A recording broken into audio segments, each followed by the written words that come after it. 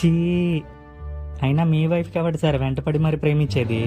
అయినా మీకు ఎవడు పిల్లనివ్వక ఆవిడకి ఏమైనా అబ్బాయిని ఇవ్వక మీ ఇద్దరికి కలిపి పెళ్లి చేశారని బయట టాక్.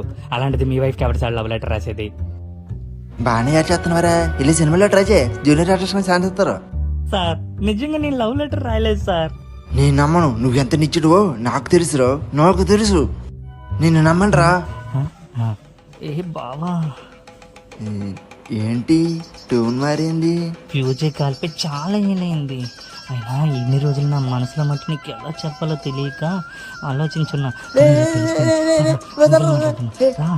ఏ నువ్వేంట్రా ఆ టైపా? నేను ఎప్పటి నుంచో అదే టైప్ బావా. నీ కండల్ని చూసి నా ఒళ్ళంతా కసబిస అవుతున్నట్టుంది. మైనా మనస్ఫూర్తిగా కిందకెళ్ళి మాట్లాడుకుందాం రా బావా.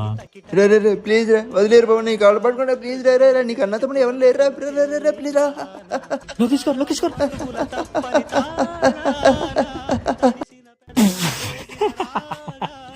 వెండు పట్టగాడు లేకపోతే ప్రతిసారి వచ్చి నా పిల్ల అనుకుంటూ ఇంకోసారి నా జోలికి రా చెప్తాను.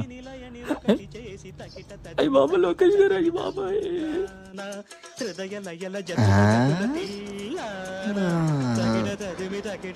బాబు ఈ ఇంకొకసారి పెట్టుకోకూడదు బాబు.